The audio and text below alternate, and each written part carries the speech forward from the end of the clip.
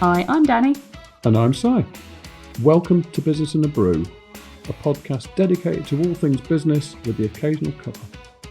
We take a business story, theory, or something we just want to chat about and give it a dusting of our own special personality and sense of humour, combined with our experience and knowledge. We're both business graduates and have run our own businesses for many years. We can't wait for you to listen.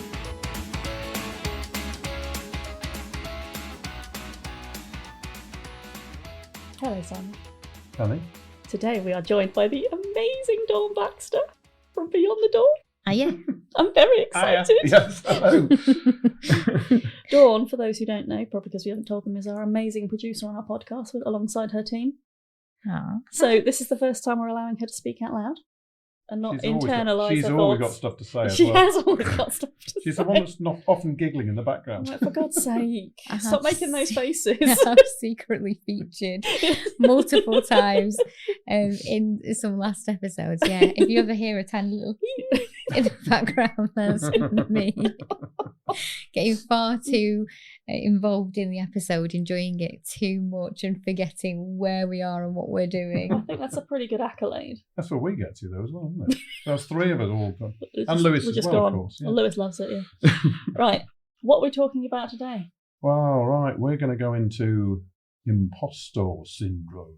Boom, boom, boom, boom. That was a great opportunity to use the soundboard for the first time, and we did not. But anyway. I suspect this is going to bring out some stuff between the three of us, actually. Probably. Yeah. I'm first going to start about what it is. Yeah. For those who don't know, Dawn and I are very familiar with imposter syndrome. Yeah. It's quite an uncomfortable one when you realise that you are actually an imposter, or that you think you are. No, the whole point is you're not an imposter. You're not. I haven't rehearsed that part. Yeah, so the definition is a persistent inability to believe that one's success is deserved or has been legitimately achieved as a result of one's own effort or skill. Okay. Yeah, okay. And to explain it further, it's a psychological phenomenon where individuals doubt their accomplishments and have a persistent fear of being exposed as a fraud in spite of their proven success or competence. And it affects people across all professions and walks of life. It's particularly prevalent amongst high achievers and those in competitive or high-pressure environments. Well, that's all of us because we're business owners. Yeah. Does that kind of ring any truth with you? Oh, God, yeah. It's like the mental form of body dysmorphia. Oh. Like you see yourself as this crap person who can't do what, it's just all lies. I can't do it. I'm no good at it. I'm not good enough. My favourite sentence, that is, isn't it? I like the persistent belief that you're going to be found out as a fraud. I mean, that is that's terrifying as a phenomenon in your own head. That your brain a lot can of do adrenaline with that fight or flight response on constantly. Yeah. Terrified that someone's going to chase you down the street going, imposter, imposter. It's the lack of self-belief that it isn't a fluke. Mm-hmm. You know, like, I got through another year. Mm-hmm. That was lucky. Yeah. Rather I than use the word, I've been really lucky. No, I haven't. Actually, no, I've that's worked skill. really hard. Yeah, that's skill and hard work and dedication and growth. But no. That was a close one. Yeah. Can't take any praise for that. Yeah. Can't take praise, lives off praise, Weird, must have praise weird at all conundrum. times, but cannot actually absorb praise. No, it doesn't mean anything. I just need it. But it's really weird because it's really easy to see in other people, but it's a lot harder to see in yourself unless you are quite self-aware.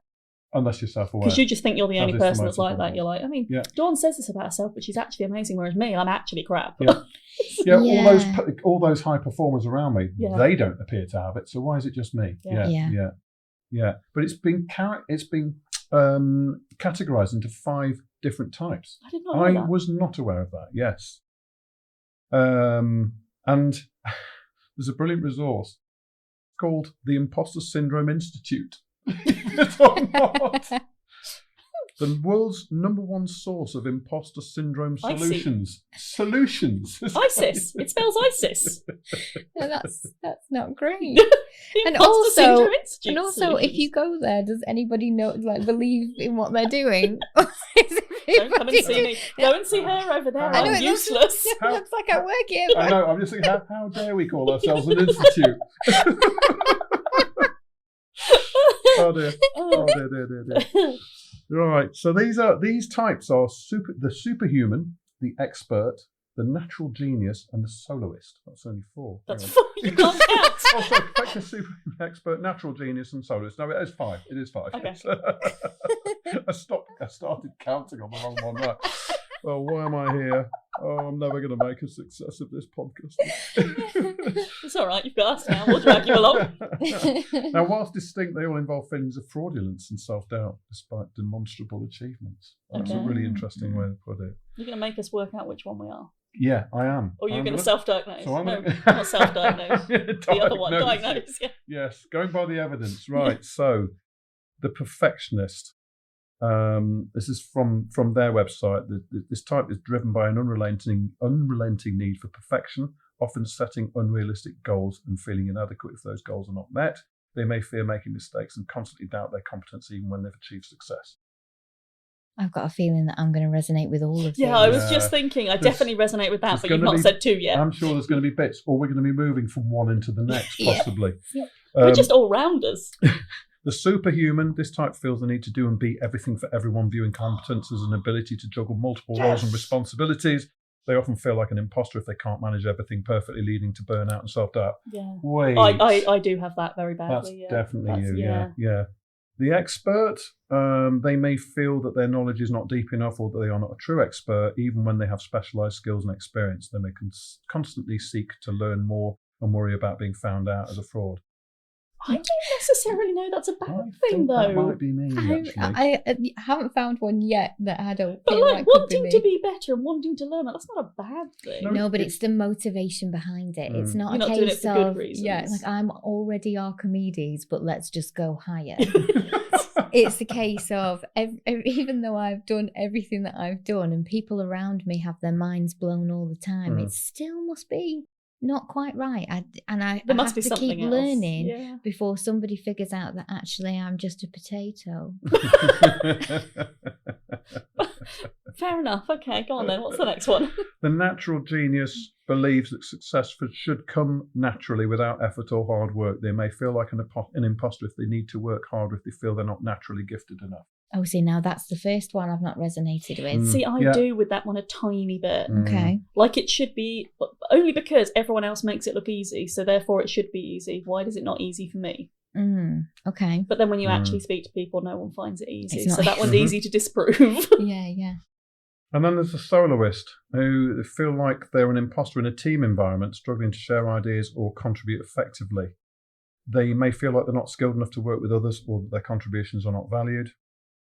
So I can get that. I remember being like that once until I knew more than I. That must be a lack of confidence, probably, in that environment. I think so. And being surrounded by experts or people who'd already been in a sector for a long time. I was like the upstart. I was like, who? I can't be possibly like these people. So I do remember having. So definitely not the last 2. No. The first 3 ringing bells. Yeah, I think I would be a combination of the first 3. Interesting. Can you remind me of the name of the first 3 so I can concatenate it into some mystical creature? I can, yes. Perfectionist, superhuman, expert. There you go. The perfect superhuman expert. Yeah. That's us. Yeah. That's your new tagline. We're perfect superhuman experts. We think. Okay. Not really. Could you tell us again? So understanding these, which you are getting to understand them, these types can help the individual to recognise their own patterns and develop strategies for overcoming the feelings of inadequacy. So like the negative thought patterns in their head. Correct. Yeah. So if you know that, you can identify it. That's a great start. So according to Action Mental Health, this is about how common imposter syndrome is. Following the 2020 pandemic, 47% of organisations noted a rise in employee imposter syndrome, with remote work presenting fewer opportunities to connect and celebrate success, exacerbating feelings of isolation and self-doubt. That's very interesting to read. Well, that as a solo business owner anyway, I can't say it had that impact on me because I was already on my own, so it wouldn't have had Yeah. that. I think also imposter syndrome is one of those things that we're in a dangerous zone, because saying that it was because of remote working and because of that time in history might be one variable, but I never heard the words imposter syndrome until around 2017, 2018. So is it that people were isolated and unable to celebrate? Because you will still see imposter syndrome around people who do get to be around people and celebrate. Or is it just a raise in awareness from your normal corporate employee, for instance, that thing even exists? Yeah, I mean, they had time to read in the pandemic. So they might have been reading a few articles about imposter syndrome. It's true, although that remote nature has continued. Maybe and that's as human beings, isolation. we love a bit of labelling, don't we? We do feel comfortable we when do. we pick up a label. We It do. makes us go, nothing if we're not defined. It's great. I've got imposter syndrome. It's fine. Now get this. This is kind of a little bit scary. Research has shown that younger people experience greater feelings of workplace fraudulence. God, that's not easy to say. With 86% of 18 to 34-year-olds reporting they feeling they don't deserve their jobs. Oh, But to be fair, at that age, you don't deserve your job. You're learning. As in, that imposter syndrome is based in reality. You've only just started. You don't really know what you're doing. But if you put that up against our experience of being bombarded by experts who've literally just graduated, Yeah, and I suppose that's a little bit industry dependent, isn't it? Because you're not going to meet someone who's watched one TikTok on architecture and suddenly they're an architectural expert, whereas unregulated industries like digital marketing, it's very easy to go, well, I'm an expert, I know everything, I've watched 3 TikToks and a YouTube this week. Yeah, and that was interesting because earlier on today somebody had put out on Facebook about wanting a content creator, and we'd been tagged in it a couple of times, which was lovely, but as you went through the run of the people that had been tagged, if you clicked on the people who were recommended, and I always do, one of them was a menopause specialist, the other one worked for a charity, the other one was doing something with animals, and a lot of the people that had been tagged as this content creator, digital marketing specialist, they all had their own businesses, and they obviously had some understanding of baseline marketing from their own business perspective. And from their industry, quite specifically. But they were not multi-industry qualified expert people in that arena, and it's that same thing, isn't it? Anybody can say, or anybody can fulfill that one function for one other person, and then it's like, Sally does mine and she's really good, but that's not what Sally... But again, that must be the opposite, especially if you're self-promoting, the opposite of imposter syndrome. These people genuinely believe or are genuinely comfortable using the word expert about themselves.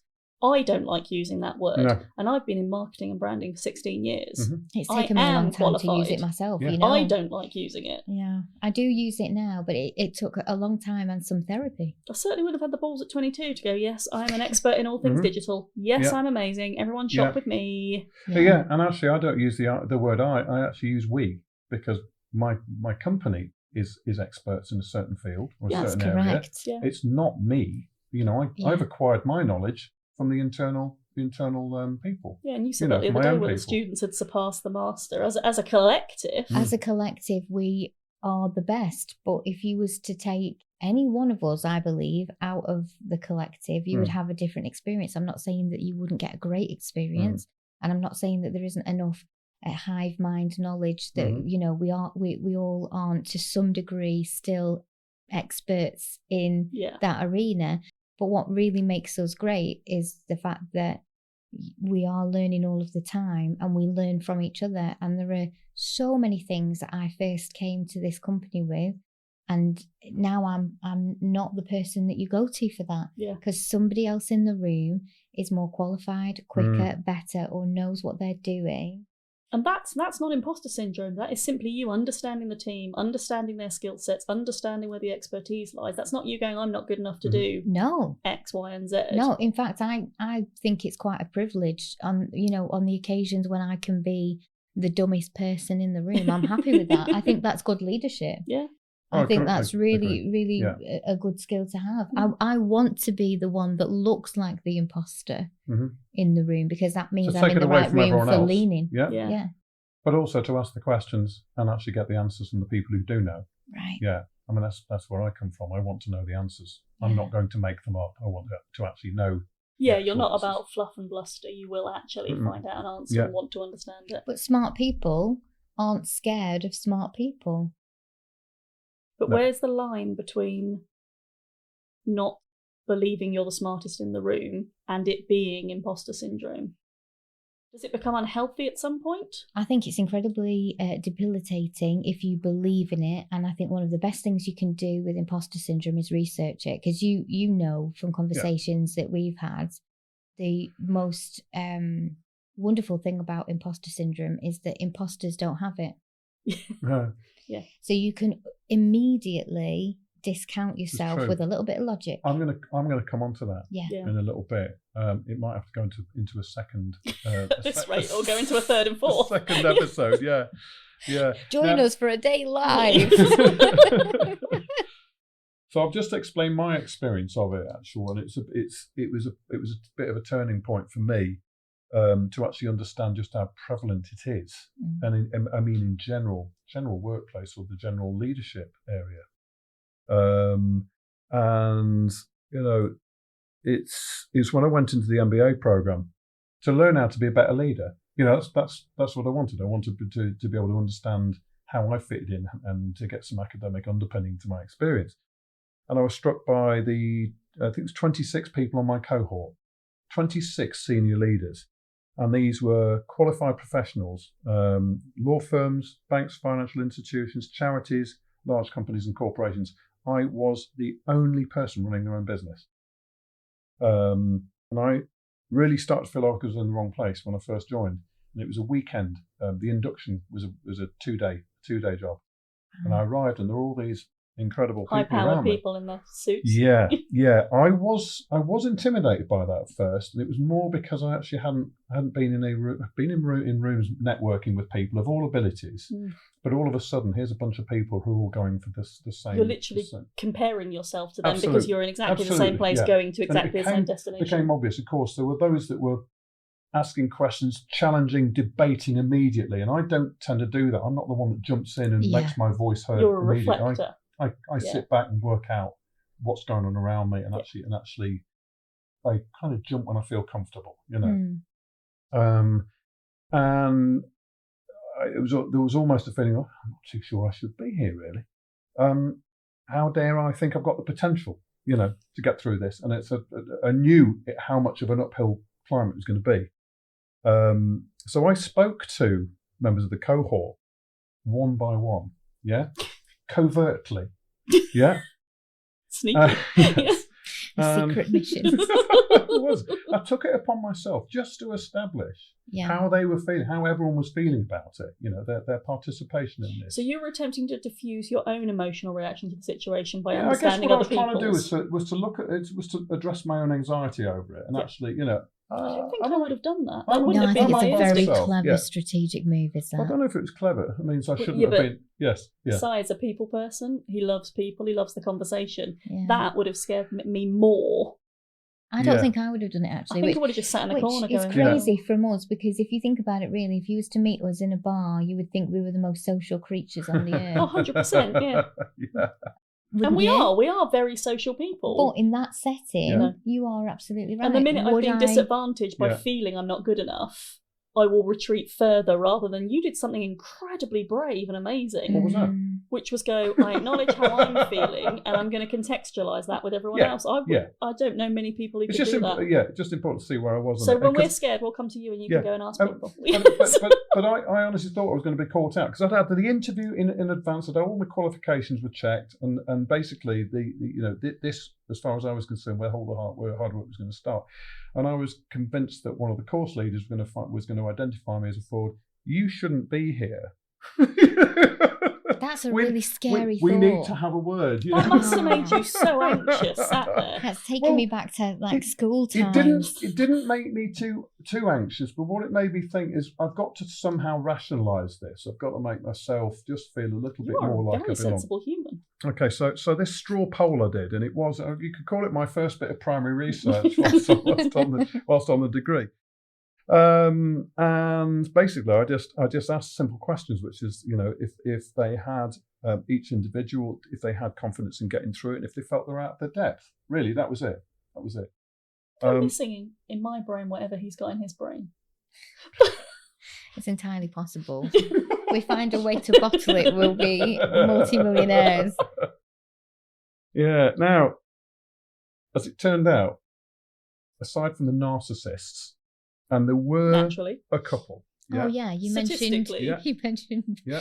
professional people. Law firms. I'm surprised that there wasn't any. Absolutely. You might have been the only one that wasn't in the room. Yeah, but there was actually only one that didn't feel, the narcissists. No, absolutely not. No, I'm fine. I'm on this. I know what I'm doing. Yeah. And then there was one that didn't feel any insecurities in themselves, but they were doing it as a retirement gift to themselves.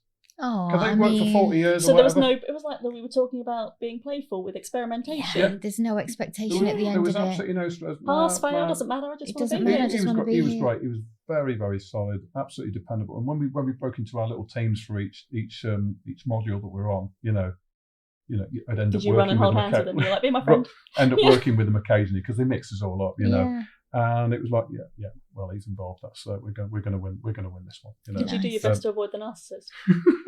Well, funnily enough, it was you. It was that was self-policing because they disappeared. Yes. Because you can't teach a narcissist anything new. You can't teach them anything. They basically worked out that there'd be learning going on. Yeah. And if they knew it all, what was the point of them being there? Yeah. So they basically, two of them walked. Basically, they didn't say, I'm going, they just didn't turn up. Yeah. Oh, of course. Yeah, just disappeared. That 7-year-old inside needs to go and hide back in its box. Absolutely, yeah. And we know what they're like, yeah. Statistically, 2 out of 30 is pretty good. Yeah. That sounds, not to, in those industries. In those particular people. So, my conclusion from that first study was out of the 26, minus the one who actually was comfortable with it, and the 2 narcissists left 23 people. Basically, so the original group was 88.5 people. 88.5%, I should say, not people. Which actually is not bad. But actually shows that these people were all striving. They're all wanting to learn. They all wanted to make themselves better leaders, better managers. And they had a little touch, whether it was a tiny little touch of imposter syndrome or quite a major one. Yeah. And some were on the spectrum on that, a spectrum of imposter syndrome, whether they would fit into one of those 5 categories. I never went through it. But I can't imagine anyone that goes on something like an MBA and doesn't want to learn or improve their skills. Yeah. So basically, 2 narcissists. Well, the thing is, good leaders, though, do check themselves before they wreck themselves. They have a good evaluation. It's nice, isn't it? It rhymes. Yeah. Fantastic. I've never heard that before. You've never heard that phrase before? They check themselves before they wreck themselves. Check themselves before they wreck themselves, yeah. And they have a good basis for evaluating a landscape, but also evaluating their landscape and making sure that they have that self-awareness.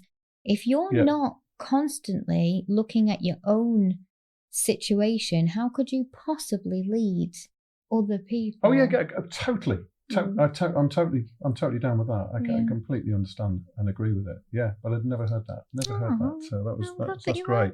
But this imposter syndrome, whether you've got it severely or on a mild, it's kind of human. Yes, it's normal. There's 3 of us here. Yeah. 3 of us, very different businesses, doing different things. I think it's a really positive indicator, actually. If you could go up to somebody and get an honest answer out of the other person, and have you ever suffered imposter syndrome? Them coming back and saying, yes, I have. I've felt it in varying degrees, or I feel it sometimes in this. That to me is an indication of somebody. It's a positive indication of that person, but it's also a really good indication that they are the type of person who, has that self-awareness and is Yeah. and is And willing to be it's that vulnerable and self-awareness. honest. Yeah. Like I mean, that's a good. We're sat here and I'm feeling slight imposter syndrome. I have a small team, but I'm not a leader. You are what I call a very, very strong leader, as are you. So I feel like I'm surrounded by strong leaders. I don't feel I'll ever be a strong leader if I'm quite emotional enough. It's weird.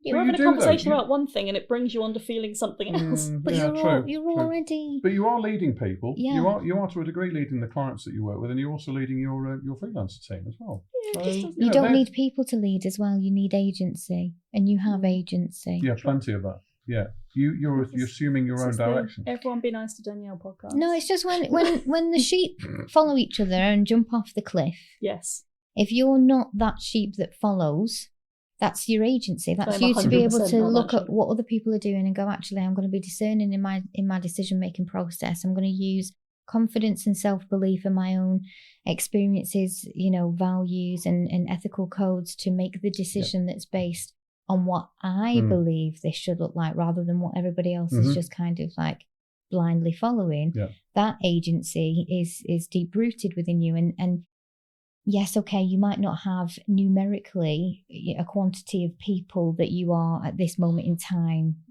responsible for.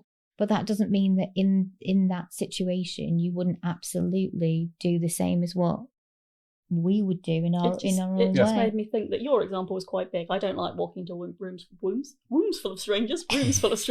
No, I wouldn't either. So so I get that. This to me was such a tiny thing. You were both talking about leadership, and I thought, you had some imposter syndrome. I did, and it's the little things as well can trigger it off, not just these. Because your example was quite big, something that would naturally cause discomfort in a lot of people. But it's just interesting to feel that small trigger.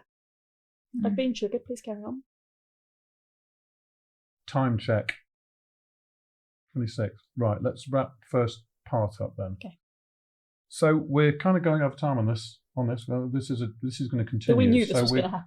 We kind of did. Once we've involved Dawni. No surprise here. There's no surprise here. So let's wrap this side up and come back into part 2 shortly. Let's do it. All right. Thanks.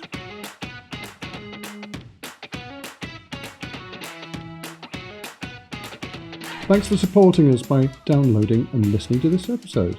And a massive thank you also to Dawni, Emily, Nat and Lewis and the BTD Studios for all your expertise in bringing our podcasting dream to reality. We'd love it if you commented on this episode, as we'd really like to know what you think and what you might like us to cover in future episodes. And we'll see you on the next one.